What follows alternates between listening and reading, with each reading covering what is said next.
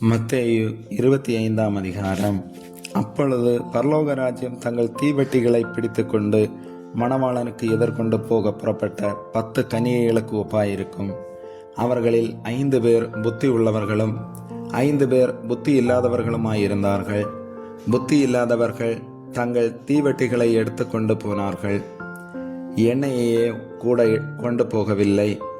புத்தியுள்ளவர்கள் தங்கள் தீவெட்டிகளோடும் கூட தங்கள் பாத்திரங்களில் எண்ணெயையும் கொண்டு போனார்கள். மணவாளன் வர தாமதித்த போது அவர்கள் எல்லாரும் நித்திரை மயக்கமடைந்து தூங்கிவிட்டார்கள். நடுராத்திரியிலே, இதோ மணவாளன் வருகிறார், அவருக்கு எதிர்கொண்டு போக புறப்படுங்கள் என்கிற சத்தம் உண்டாயிற்று. அப்பொழுது அந்த கன்னிகைகள் எல்லாரும் எழுந்திருந்து தங்கள் தீவெட்டிகளை ஆயத்தப்படுத்தினார்கள். புத்தி இல்லாதவர்கள் புத்தி உள்ளவர்களை நோக்கி, உங்கள் எண்ணெயில் எங்களுக்கு கொஞ்சம் கொடுங்கள், எங்கள் தீவெட்டிகள் அணைந்து போகிறதே என்றார்கள். புத்தி உள்ளவர்கள் பிரதியுத்தரமாக, அப்படியல்ல, எங்களுக்கும் உங்களுக்கும் போதாமல் இராதபடி நீங்கள் விற்கிறவர்களிடத்திற்கு போய் உங்களுக்காக வாங்கிக் கொள்ளுங்கள் என்றார்கள். அப்படியே அவர்கள் வாங்க போனபோது மணவாளன் வந்துவிட்டார். ஆயத்தமாயிருந்தவர்கள் அவரோடே கூட கல்யாண வீட்டிற்குள் பிரவேசித்தார்கள். கதவும் அடைக்கப்பட்டது. பின்பு மற்ற கன்னிகைகளும் வந்து, ஆண்டவரே, ஆண்டவரே, எங்களுக்கு திறக்க வேண்டும் என்றார்கள். அதற்கு அவர், உங்களை அறியேன் என்று மெய்யாகவே உங்களுக்கு சொல்லுகிறேன் என்றார். மனுஷகுமாரன் வரும் நாளிகையாவது நீங்கள் அறியாதிருக்கிறபடியினால் விழித்திருங்கள். அன்றியும் பரலோக ராஜ்யம் புறதேசத்துக்கு பிரயாணமாய் போகிற ஒரு மனுஷன் தன் ஊழியக்காரரை அழைத்து தன் ஆஸ்திகளை அவர்கள் வசமாய் ஒப்பு கொடுத்தது போல் இருக்கிறது. அவனவனுடைய திறமைக்கு தக்கதாக ஒருவனிடத்தில் 5 தாலந்தும், ஒருவனிடத்தில் 2 தாலந்தும், ஒருவனிடத்தில் 1 தாலந்துமாக கொடுத்து உடனே பிரயாணப்பட்டு போனான். 5 தாலந்தை வாங்கினவன் போய் அவைகளை கொண்டு வியாபாரம் பண்ணி வேறு 5 தாலந்தை சம்பாதித்தான். அப்படியே 2 தாலந்தை வாங்கினவனும் வேறு 2 தாலந்தை சம்பாதித்தான். 1 தாலந்தை வாங்கினவனோ போய் நிலத்தை தோண்டி தன் எஜமானுடைய பணத்தை புதைத்து வைத்தான். வெகு காலமான பின்பு அந்த ஊழியக்காரருடைய எஜமான் திரும்பி வந்து அவர்களிடத்தில் கணக்கு கேட்டான். அப்பொழுது 5 தாலந்தை வாங்கினவன் வேறு 5 தாலந்தை கொண்டு வந்து, ஆண்டவனே, 5 தாலந்தை என்னிடத்தில் ஒப்புவித்தீரே, அவைகளை கொண்டு இதோ வேறு 5 தாலந்தை சம்பாதித்தேன் என்றான். அவனுடைய எஜமான் அவனை நோக்கி, நல்லது, உத்தமும் உண்மையுமுள்ள ஊழியக்காரனே, கொஞ்சத்திலே உண்மையாயிருந்தாய், அநேகத்தின் மேல் உன்னை அதிகாரியாக வைப்பேன், உன் எஜமானுடைய சந்தோஷத்திற்குள் பிரவேசி என்றான். 2 தாலந்தை வாங்கினவனும் வந்து, ஆண்டவனே, 2 தாலந்தை என்னிடத்தில் ஒப்புவித்தீரே, அவைகளை கொண்டு இதோ வேறு 2 தாலந்தை சம்பாதித்தேன் என்றான். அவனுடைய எஜமான் அவனை நோக்கி, நல்லது, உத்தமும் உண்மையும் உள்ள ஊழியக்காரனே, கொஞ்சத்திலே உண்மையாயிருந்தாய், அநேகத்தின் மேல் உன்னை அதிகாரியாக வைப்பேன், உன் எஜமானுடைய சந்தோஷத்திற்குள் பிரவேசி என்றான்.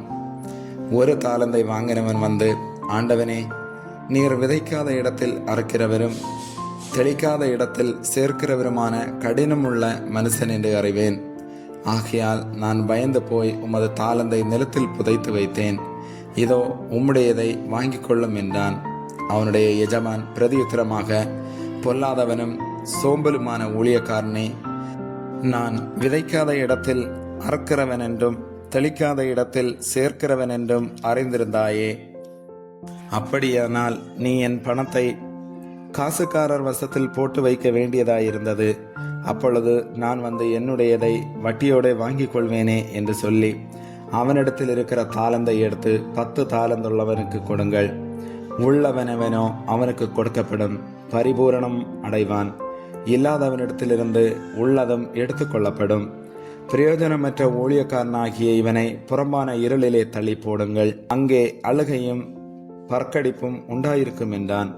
அன்றியும் மனுஷகுமாரன் தமது மகிமை பொருந்தினவராய் சகல பரிசுத்த தூதரோடும் கூட வரும்போது தமது மகிமையுள்ள சிங்காசனத்தின் மேல் வீற்றிருப்பார்.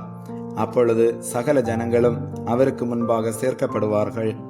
மேய்ப்பனானவன் செம்மறியாடுகளையும் வெள்ளாடுகளையும் வெவ்வேறாக பிரிக்கிறது போல அவர்களை அவர் பிரித்து செம்மறியாடுகளை தமது வலது பக்கத்திலும் வெள்ளாடுகளை தமது இடது பக்கத்திலும் நிறுத்துவார். அப்பொழுது ராஜா தமது வலது பக்கத்தில் நிற்பவர்களை பார்த்து, வாருங்கள், என் பிதாவினால் ஆசீர்வதிக்கப்பட்டவர்களே, உலகம் உண்டானது முதல் உங்களுக்காக ஆயத்தம் பண்ணப்பட்டிருக்கிற ராஜ்யத்தை சுதந்திரித்துக் கொள்ளுங்கள்.